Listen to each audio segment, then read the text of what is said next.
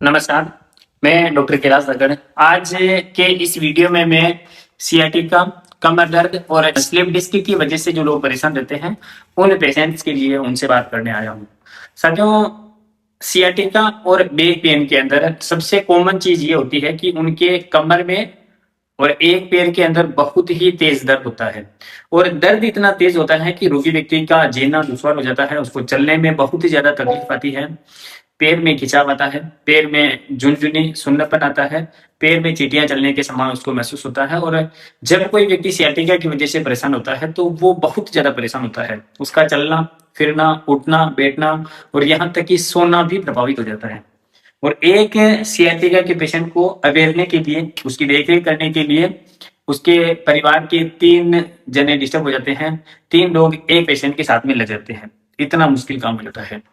तो जब आप सियाटिका और बैक पेन के केस में कुछ सावधानियां आप बरतोगे तो आपके लिए अच्छा रहेगा और आपके परिवार के लिए भी अच्छा रहेगा।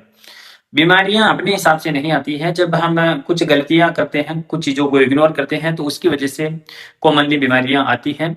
लेकिन जब हम बीमारी के टाइम कुछ सावधानी बरत लेते हैं तो उस बीमारी से निपटने के लिए, हमें ठीक होने के लिए, हमारी बॉडी को वापस रिकवर होने के लिए एक हेल्प मिलती है, एक सहायता मिलती है, जिससे हम जल्दी से रिकवर अपने आप को कर पाते हैं और एक बीमारी को ठीक कर पाते हैं। सबसे पहले जब आप सियाटिका और स्लिप डिस्क बैक पेन के केस में देखोगे तो आपके स्पाइन का पोस्चर, आपके जो उठने बैठने चलने फिरने का जो तरीका है वो बदल जाता है और आपके स्पाइन का पोस्चर बदल जाता है। तो आपको स्लिप डिस्क और विशेष रूप से स्लिप डिस्क सियाटिका के केस में स्पाइन के पोस्चर को सही रखना है। अब सही रखने के लिए आपको हमेशा हमेशा ध्यान रखना है कि अपने जो रीढ़ की हड्डी है उसको टाइट रखनी है और हमेशा सीधे बैठने का प्रयास करें, आगे झुक कर ना बैठे और सीधे जमीन पर ना बैठे। कई सारे पेशेंट होते हैं जो सीधे जमीन पर बैठते हैं या फिर ऊंची जगह पर बैठना पसंद नहीं करते हैं, कुछ मजबूरियां होती है, हाँ कुछ सामाजिक दबाव एक होता है जिसमें जब महिला कोई सियाटिका से पीड़ित हो तो वो कुर्सी पर या फिर ऊंचे स्थान पर बैठने में थोड़ा सा असहज महसूस करती है और बैठना उसको अच्छा भी नहीं लगता है। ये जब नॉर्मली में हो आप तो चलता है, लेकिन जब आप बीमार हो, जब आपके कमर के अंदर नसें दबी हुई है, एक पैर में खिंचाव आ रहा है, तो उस केस में आप सामाजिक बंधनों को ना देखे और कुर्सी पर बैठे या फिर ऐसे स्थान पर बैठे जो जमीन से थोड़ा ऊपर हो। यदि आप जमीन पर बैठते हो तो आपका सारा वजन जो है वो सीधा स्पाइन के ऊपर पड़ता है, तो उस केस में आपकी प्रॉब्लम बढ़ जाती है। तो आपको सीधा जमीन पर नहीं बैठना है, जितना हो सके चबूतरी का, कुर्सी का, टेबल का या फिर बेड का सहारा लेना है। जमीन पर आपको आलती पालती मारकर नहीं बैठना है।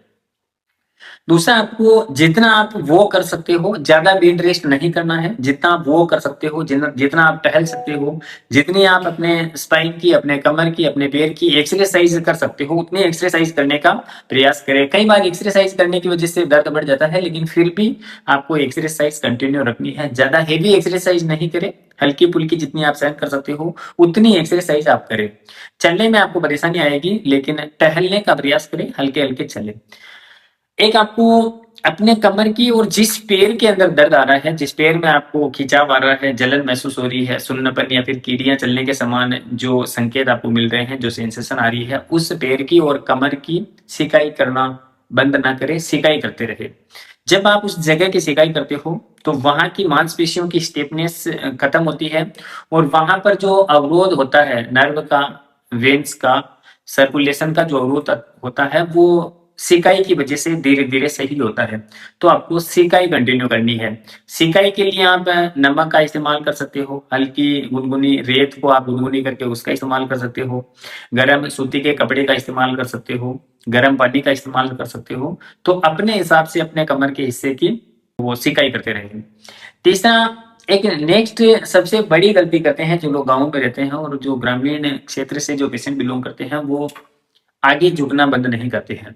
मैं हर बार बोलता हूँ, हमारे जितने भी पेशेंट हैं उनको मैं बोलता रहता हूँ कि आपको आगे नहीं झुकना है, लेकिन फिर भी गाय भैंस का दूध निकालना है, उनकी देख रेख करनी है, चारा लाना है, कुछ भी काम करना है, झाड़ू निकालना है, पोछे लगाने हैं, तो ये सारे काम वो करते रहते हैं, जिसकी वजह से उनको बार बार आगे झुकना पड़ता है, वजन भी उठाना पड़ता है। तो यदि आप किसी देव स्थान पर जाते हो तो वहां पर भी आप ये चीजें नहीं करते हो, तो जितना हो सके आगे झुकने का प्रयास ना करें, आगे झुककर वजन ना ही उठाए तो अच्छा है, बाकी आपको आगे नहीं झुकना है।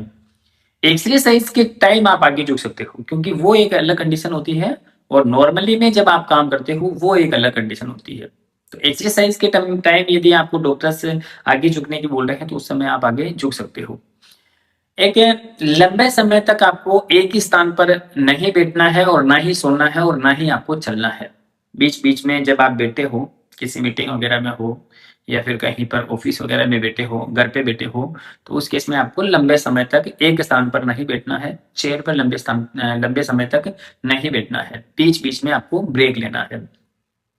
ज्यादा एक्सरसाइज, ऐसी एक्सरसाइज ना करें जिसकी वजह से आपके कमर के अंदर, आपकी बॉडी के अंदर अचानक से झटके लग रहे हो, या फिर तेज रफ्तार में आपको एक्सरसाइज नहीं करनी है। कई बार क्या होता है कि जब कमर दर्द होता है तो उस केस में क्योंकि व्यक्ति जिम जाना पसंद करता है, एक्सरसाइज करना पसंद करता है और करनी भी चाहिए, लेकिन ऐसी एक्सरसाइज और ऐसे योगासनों का अभ्यास आपको नहीं करना है जिसमें सीधा सीधा वजन और सीधा सीधा जो प्रेशर जो है वो आपके स्पाइन के ऊपर जाता हो।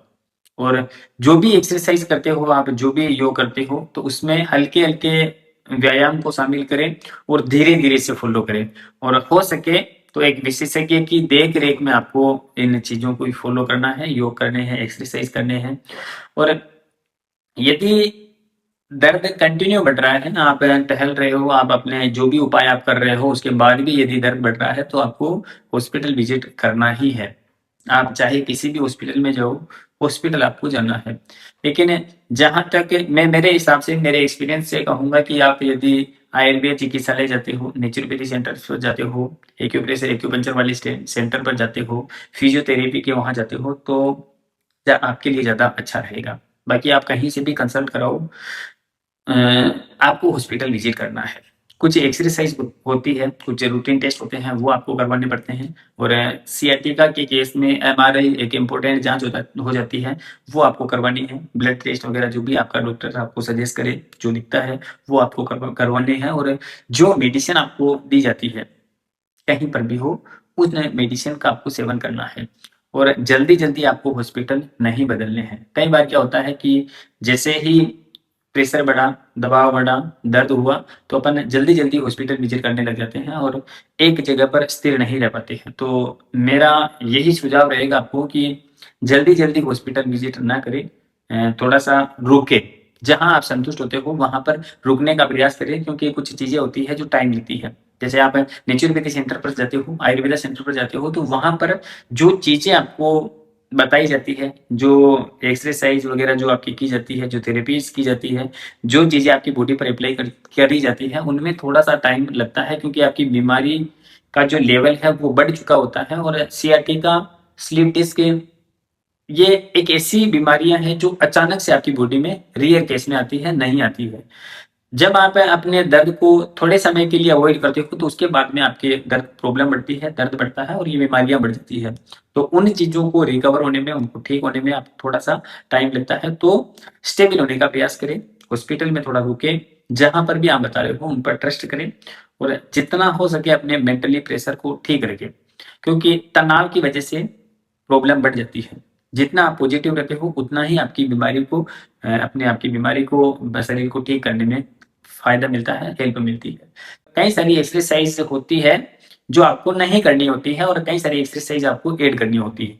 वो आपकी कंडीशन के ऊपर डिपेंड करता है, वो आपके शारीरिक क्षमता के ऊपर डिपेंड करता है। तो जितना हो सके ट्रस्ट करें, एक जगह पर रुकने का प्रयास करें, और कुछ चीजें जो मैंने आपको इस वीडियो में बताई है उनको फॉलो करोगे तो आपके लिए अच्छा रहेगा। और एक आप अपनी कमर की मांसपेशियों की स्ट्रेचिंग आपको करनी है। मालिश यदि आप कर सकते हो, आपके कोई साथ में है, तो आप सुबह शाम आप कमर की, आपके जिस पैर में दर्द आ रहा है उसकी गर्म पानी से सिकाई तो करनी है, सिकाई के साथ में आपको मालिश भी ऐड करनी है। मालिश के लिए आप सरसों का तेल ले सकते हैं, जो है घर में अवेलेबल हो जाता है, तो सरसों का तेल ले सकते हैं। सरसों के तेल में आप चाहो तो 3 से 4 लहसुन की कलियां उबाल कर उसमें आप उस तेल को आप घर पर तैयार कर सकते हो।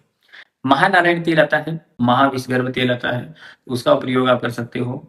जहाँ आप सेंटर पर विजिट करते हो तो वहाँ नेचुरोपैथी आयुर्वेदा सेंटर पर वो ऑयल देते हैं, तो उस ऑयल को आप अपनी बॉडी पर अप्लाई कर सकते हो। तो अब मालिश आपको कंटिन्यू करनी है, चाहे आप ऑयल से करो, ऑइंटमेंट से करो, और या फिर आप घर पर अपने जो ऑयल बनाते हो उससे भी आप मालिश कर सकते हो। मालिश में कोई दिक्कत नहीं है, मालिश आप कर सकते हो। अपने कमर की, पैर की मांसपेशियों की स्टिचिंग करनी है।